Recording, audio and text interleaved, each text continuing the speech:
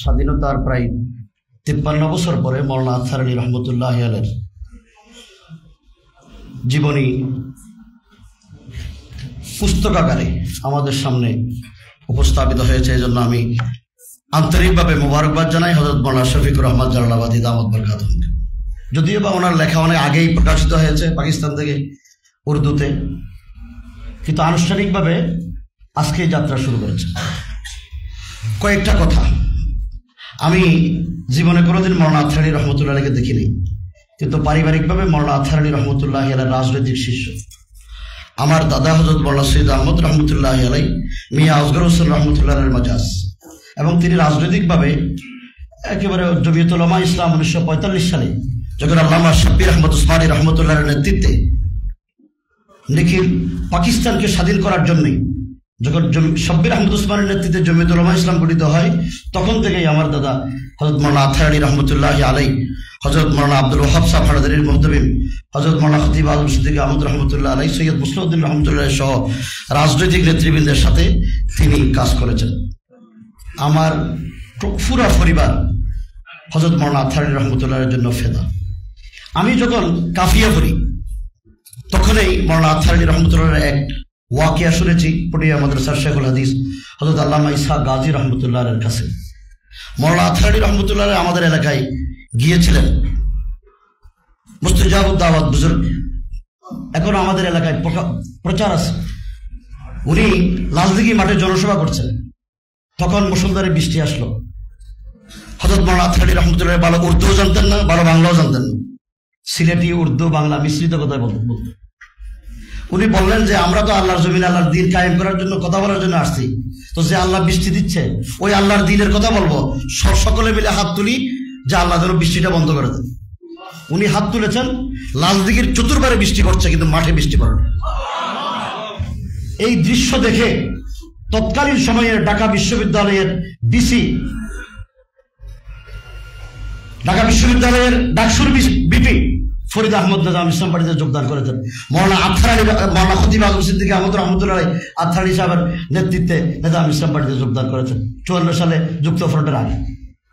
অনেক মানুষ, বিশেষ করে ওই সময়ে পুরো চট্টগ্রাম বিভাগে, চট্টগ্রাম জেলায় 8টা আসনে 54 সালে মওলানা আতহার আলী রহমতুল্লাহ আলাইহির প্রভাবে সবাই নিজাম ইসলাম পার্টির এমএলএ নির্বাচিত হয়েছে।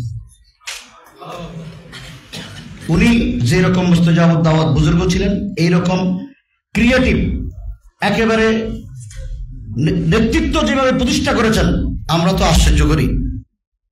এখানে যারা আছে আমরা মওলানা আতহার আলী রহমতুল্লাহ আলাইহিকে ভুলে গেছি, আমাদের রাজনীতিবিদরা ভুলে গেছেন। মওলানা আতহার আলী রহমতুল্লাহ আলাইহি যদি সেই দিন যুক্ত ফ্রন্টে হক বাসানী আতহার আলী এই স্লোগান নিয়ে যুক্ত ফ্রন্টে অংশগ্রহণ না করতেন, তাহলে এদেশে আওয়ামী লীগের জন্ম হতো না। এই আওয়ামী লীগ যে নৌকাটা আজকে হাইজ্যাক করেছে, এটা তো যুক্ত ফ্রন্টের মার্কা, এটা আওয়ামী লীগ হাইজ্যাক করে নিয়ে গেছে। ইতিহাস আমরা জানি না। মওলানা আতহার আলী রহমতুল্লাহ আলাইহির নেতৃত্বে সেই সময় স্লোগান ছিল হক বাসানী আতহার আলী একজন মৌলবী।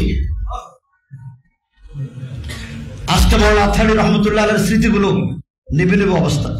জামিয়া এমদাদিয়া যেমন মওলানা আতহার আলীর স্মৃতি, আমি তো মনে করি জামিয়া এমদাদিয়ার আগেই তো নিজাম ইসলাম পার্টি, যেটাকে দিয়ে পাকিস্তান ইসলামী রাষ্ট্র করার স্বপ্ন মওলানা আতহার আলী দেখেছিলেন, এই স্বপ্নকে বাস্তবায়ন করা ওনার উত্তরসূরিদের জন্য ফরজ। জামিয়া এমদাদিয়াকে যেভাবে আমরা গুরুত্ব দেই, নিজাম ইসলাম পার্টিকে এইভাবে গুরুত্ব যদি দেই, তাহলে আজকে ইসলামী রাজনীতির যে কর্ণধার ছিলেন মওলানা আতহার আলী, সে তার নেতৃত্বে যেভাবে ঐক্যবদ্ধ হয়েছে, আজকেও সেই ঐক্যবদ্ধ রাজনীতি আমরা দেখতে পারতাম। আমি হযরত মওলানা আতহার আলী রহমতুল্লাহ আলাইহির নামে 1991 সালে আল আতহার ফাউন্ডেশন করেছি। আমি বেশ কয়েকটা পুস্তক বের করেছি। এরপরে হযরত মওলানা আতহার আলী রহমতুল্লাহ নামে আমি জেল থেকে বের হওয়ার পর 2 বছর জেলে ছিলাম। জেল থেকে বের হওয়ার পর মাদ্রাসাতুল আতহার নামে কেরানীগঞ্জে আমরা একটা মাদ্রাসা করেছি। আমি বিশেষ করে এখানে যারা আছেন, শফিকুর রহমান জালালাবাদী, উনি একদিকে জামিয়া এমদাদিয়ার শেখুল হাদিস, আরেকদিকে মওলানা আতহার আলীর নাতিন জামাই, ওনার তো হক বেশি, ওনার সাহেবজাদা আছেন, ওনাদের কাছে অনুরোধ করব সীমাবদ্ধতার ভিতরে মওলানা আতহার আলী রহমতুল্লাহ আলাইহিকে এই নতুন প্রজন্ম ভুলে যাচ্ছেন। মওলানা আতহার আলী রহমতুল্লাহ আলাইহির যারা অনুসারী সবাইকে নিয়ে জামিয়া এমদাদিয়ায় একটা কনফারেন্স করা হোক, ফজলাই জামিয়া যারা আছেন, যাদের মনে চায় মওলানা আথারী রহমতুল্লাহি আলাইহি রুহানি সিলসিলা, তসawwuf তাজকিয়া নফসের সিলসিলা, তো দর্স তদরিসের সিলসিলা এবং জারি রাখা দরকার, সেরকম সিয়াসত আলা মিনহাজিন নবুওয়া প্রতিষ্ঠার জন্য, খেলাফত প্রতিষ্ঠার জন্য তার সিয়াসি এই স্মৃতিও জিন্দা রাখা দরকার। আমি সবাইকে, বিশেষ করে মুরব্বীরা যারা আছেন এখানে, বিনীত অনুরোধ করবো মওলানা আথারী রহমতুল্লাহ নিজাম ইসলাম পার্টিকে যেন ওনার পরিবারের সদস্যরা হাল ধরেন এবং ওনারা যেন সামনে এগিয়ে আসেন।